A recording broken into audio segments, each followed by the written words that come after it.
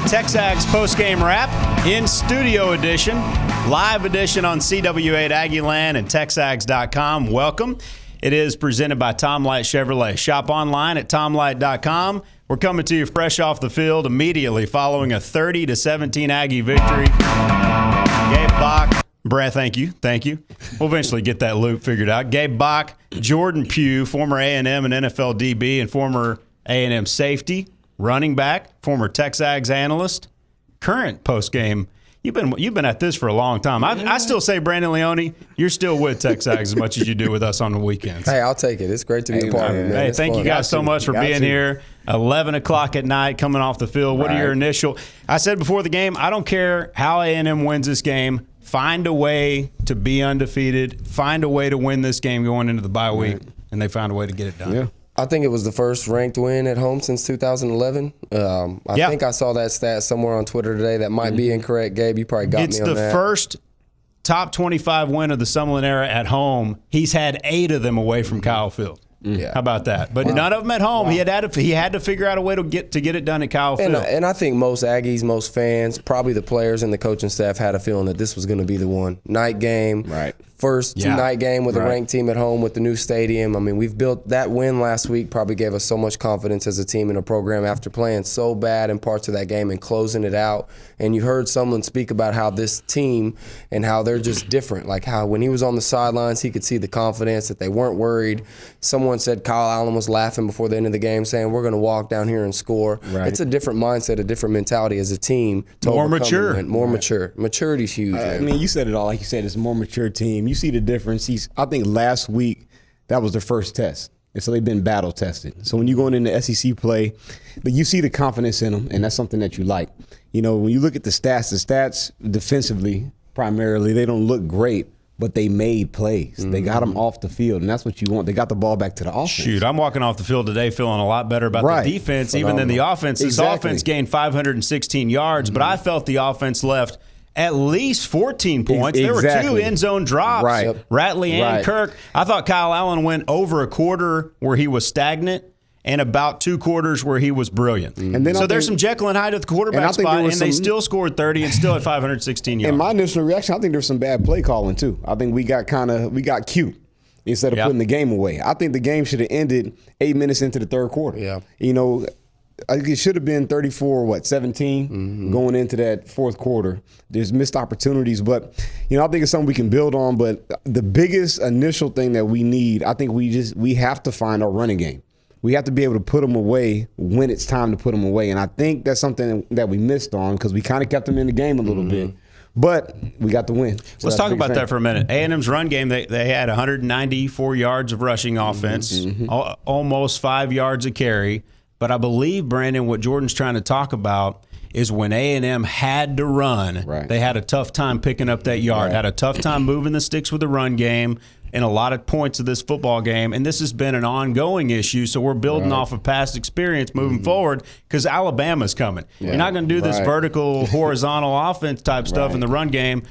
Look, Kyle Allen had to get A&M on the board today on 4th down because they couldn't run to win it, so to speak. So there are some little subtle issues. And then in the third quarter where we went punt, stop on 4 downs, punt, I think that was where we had an opportunity as an offense to kind of put it down their throat, keep the quick tempo going, airing it out, and then we kind of started trying to establish the run at a time I felt like it was kind of the wrong time. Exactly. I think what Jordan's saying is we ran the ball effectively. You look at the stats, 5 yards a carry, 196. That's a good day running the ball. But at the times when we needed it, when we needed to step up, we didn't. For me, the big takeaway for the night was the fact that defensively, we won the game. Our defense won the game for us at Kyle Field, at home, made plays when they had to make plays, and I don't think we've seen that in a really, really long time at Kyle Field. Dak Prescott, fellas, 20 of 34, 210 yards. For the first time in like 18 games, he did not throw a touchdown pass. He's like the bad guy in suspenseful horror movies. Right? But the thing is, he doesn't die easily. No. He's a hard villain to put away. Yeah. And he gave A&M his best shot, and John Chavis and company were up to the task. Now, he's so likable that he's not like that villain a lot of times. He's the guy you love to like, but just when he's playing your team, He's a hard guy to root for. I mean, he's a tough guy to bring down. He's a tough guy to put away. A&M finally was able to do that defensively. It's encouraging. 7 points allowed in the second half. Right. And I think what was the stat that you gave where they said the last 9 drives, it was, what was that again? It's pretty unbelievable when you look at it. In the last 9 drives where Mississippi State had the ball, A&M got off the field in 4 plays or fewer. In 7 of those 9 drives. In 7 of those 9 drives. They also had 2 turnovers. Right. And in 6 of those drives, Mississippi State only gained 4 yards or less in 6 of the last 9 drives with Dak Prescott at the helm at quarterback. I think that's the most important takeaway that you can take from the game today. Without a doubt. When you look at it, the last 7 out of 9 drives, the defense is stepping up when you need them to step up. That's all you want. Stats don't mean anything. If they're getting off the field, if they're getting off the field and getting that ball back to the offense, that's the most important thing that you can do. So looking at them today, like you said with the defense, I was glad that they did that and they took the ball away. Mm-hmm. And like you said earlier, the stats defensively, I think we gave over 400 yards. And you look at that if you're a person that just reads the box and you're like, oh man, but they controlled the game in the second half. And and ultimately, following the game on Twitter, you could see that in the third quarter, midway through, that the fans were kind of panicking because typically when we stall on offense like that, our defense just folded in the past. Right. And tonight, Myles Garrett, Donovan Wilson, Deshaun Hall, this defense, Armani Watts, that play he made on third down when they threw that little bubble to Fred Ross. Yes. The slot receiver in front of him, cut block him, he got up and made that tackle to force a 4th and 7, I think that was the play of the night. Right. You forced a punt in the final 8 or 9 minutes right there when they were 2 scores behind. Yeah. That was significant. It was still a 2-possession game, even after the field goal. Yeah, they moved the chains right there. No telling what happens. Dak was still hot. Dak was still playing good football at that point. He was. I mean, and again, the defense consistently to me in the second half, it was a tale of 2 stories. The first 17, 18 minutes of the game, our offense looked so deadly. Yeah. And then they kind of fell apart in the third quarter, but that defense stepped up so big, and you got to feel good about that, I'm telling you. Tom Light, drive of the game when we come back. We'll look at some other key plays and standout players right after this. Thanks to Tom Light Chevrolet, you're listening to the TexAgs post-game wrap. CW8 Aggieland at TexAgs.com. Welcome back. It is the TexAgs post-game wrap. Thanks to Tom Light Chevrolet, Gabe Bach, Jordan Pugh, and Brandon Leone. We're getting into this 30-17. And, you know, Christian Kirk kind of had a quiet night, fellas. Kind of a quiet night, 8 catches for 77 yards, and that's pretty good for a freshman, right? I mean, I think that's pretty good. This shows you what we now know about Christian Kirk is you just kind of expect the 150. Right. But 8 touches, in my opinion, and he had a carry as well. They actually handed it to him once. I'd like to see him more around the dozen range. And there were moments where this offense got stagnant a little bit in the second half. And guess what? Very few touches from Christian Kirk when the offense was stagnant, but when the offense was at its best, they got him involved, and they got him involved early in drives. Right. Exactly. When you look at Kirk, I think the biggest thing is just getting him touches. You got to get your playmaker the ball. Yep. Now you look at the yards, you expect big numbers. That's what he's been doing. But getting him the ball is going to have an effect on the game. It's going to open up more people. You see Trey Carson running the ball. You see Reynolds getting, Seals even started getting the ball more before he got ejected out of the game. So when you look at Kirk, man, being able to get him the touches, I think touches are more important than yards early on because touches lead to yards.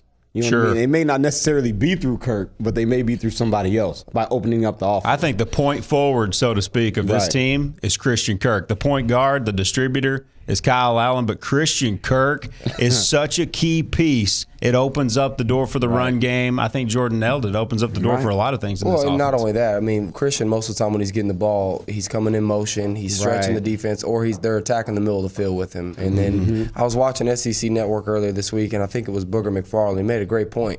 Christian's like a Swiss Army knife. You can pull out, you can use him for so many things. You can put him in the backfield. We were going 5 wide. I like that wrinkle they threw out there, putting Kyle out and putting Christian Kirk in the backfield, snapping it to him. Kind of like instead of bringing Kyler in and messing up the rotation, they put Kirk back there. Another person that I noticed that they did go to towards the end of the game, we needed plays.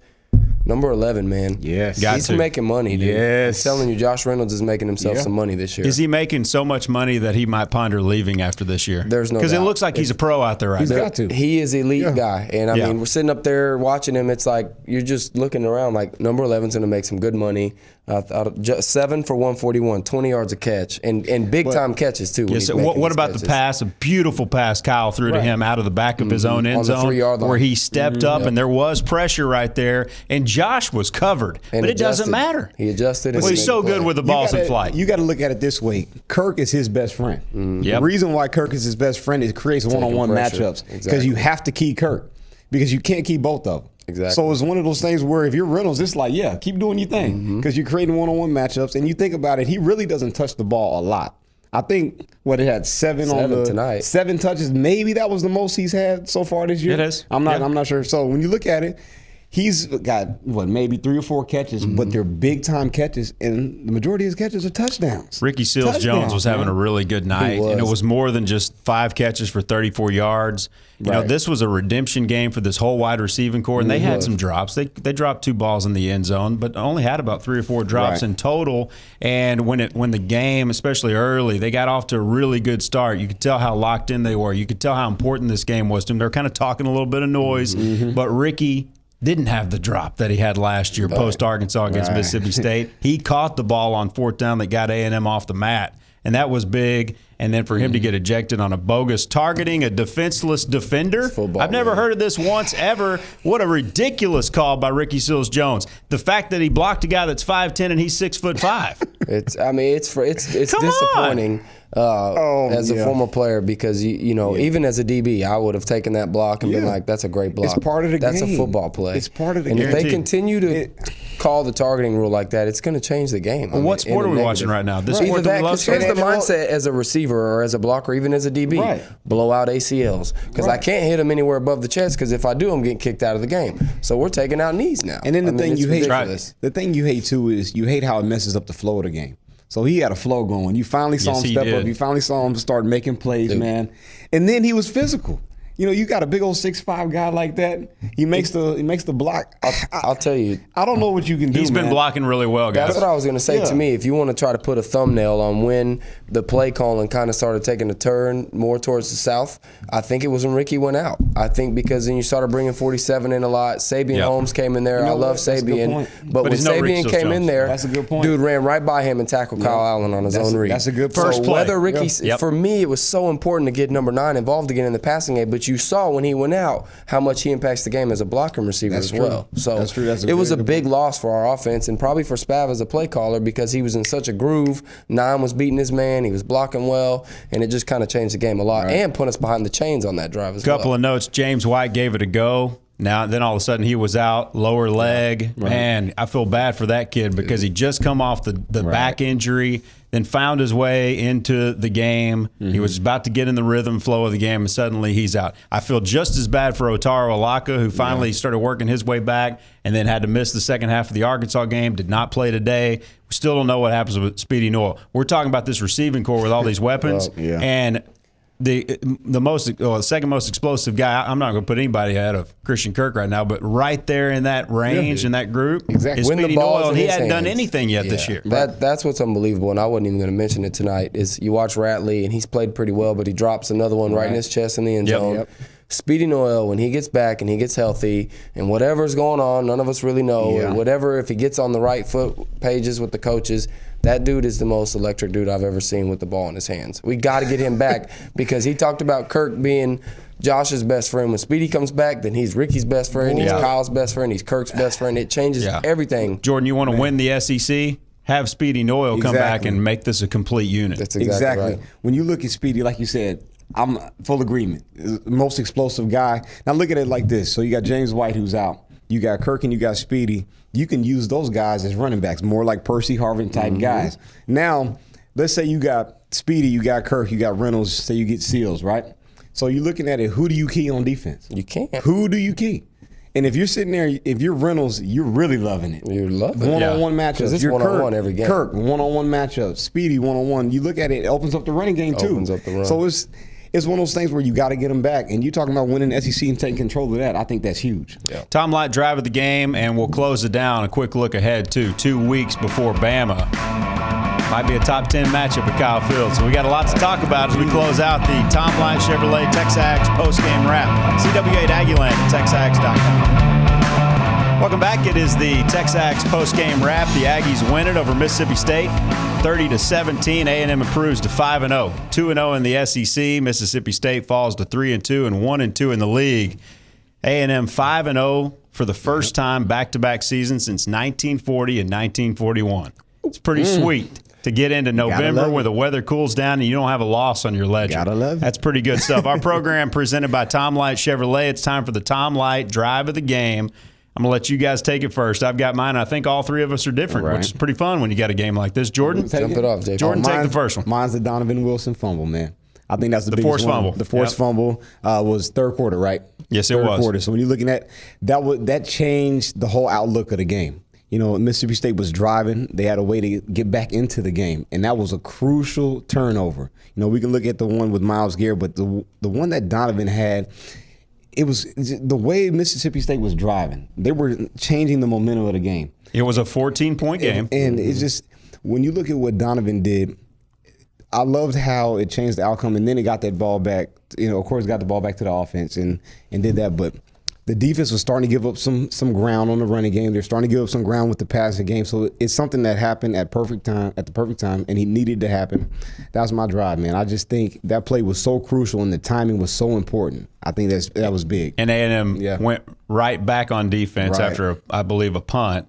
And then Myles Garrett gets another one, and Mississippi State had the ball in the red zone. So what you could package those together and say A&M didn't do much on those turnovers, no points off turnovers per se, but at the same time limited what Mississippi State was able to do. That thing could have been a lot. We might be talking about a different story had both of those not gone for turnovers and they kept driving because they were driving on both of those and then just gave it right back to A&M. Brandon, Tom Light drive of the game. For me, it was in the fourth quarter. I forget if it was 6 or 7 minutes left. It was 3rd and 7. And, you know, they had Fred Ross, who I love. I wish he was wearing maroon and white for us instead of Mississippi State. Terrence Murphy's cousin. Junebug out there. He's a killer, straight out of East Texas. But they were killing us all night with him.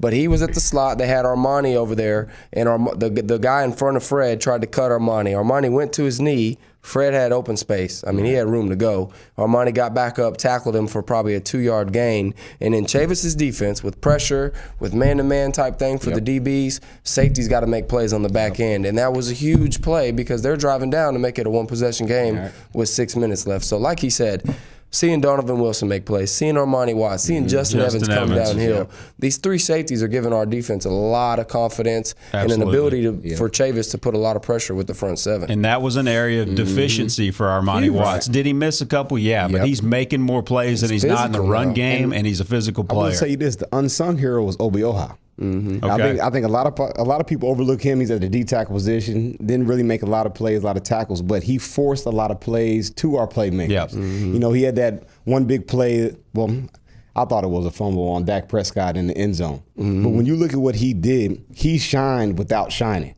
And so when you need that to move in the SEC play, you need him to stand out. You need our D tackles to make a presence, and really they get everybody else involved by forcing the ball to bounce outside. So he's the unsung hero for me. Last, and you're talking the one you brought up, Armani Watts tackle that forced a punt at the end with about 9 minutes left. The last 2 drives for Mississippi State, when they desperately needed it, they only got 7 total yards in the last 2 drives. Chavis shut them down. 7 points by this defense, this embattled defense. 7 points allowed to Dak Prescott in the second half. My Tom Light drive of the game. A&M defense. It's 17-10. Mississippi State has the football. 2 minutes left in the first half.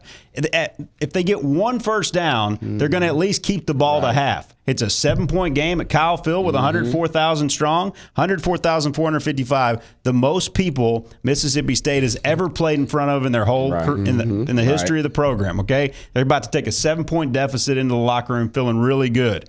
A&M forces a 3-and-out right there. A 3-and-out, and then what happens? Boop, Christian Kirk for about 40, shade under 40. Boop, Josh Reynolds for a big game. And then you run it in the end zone when you absolutely had to. That's been an issue. It was tonight some. That was a good But the fact that Trey Carson runs it in there, you take that's a 7-point swing right there. You take a 14-point lead into the locker room. That was a big difference in this game. It was a huge difference, and not only that, it was a great opportunity to see all 3 units work together for a critical drive. Defense, force punt, special teams, big play, offense, drive down, score a touchdown when you need to. That's what this team's about. And for me, at the end of the day, it's a huge home win. And really, instead of being discouraged, I'm going to be encouraged because there's still so much unreached potential on offense. It's crazy. You said it all. You see a balance now. It's not one side looking better than the other side. You see a balance. You see the defense saving the offense. You see the offense saving the defense. You see special teams just exploding. and giving yardage back to the offense. How about Banks, man? Yeah. Absolutely. And so it's just, like you said, man, you just love the progression of this team, and you're encouraged by it. Last thought from each of you. A&M's probably going to be in the top 10 with what else happened around the league. This is probably going to be a top 10 matchup at Kyle Field with 2 weeks to prepare for a Bama team that just throttled Georgia on the road. Well, and what's huge about this is for the first time since we've been in the SEC, the schedule's favoring us. We get to go into a bye week before a big game as opposed to our opponents going into a bye week. We get to rest. We can maybe get a locker back. White can maybe be at 100%. Maybe we get Speedy back. We're confident. We won a ranked game at home.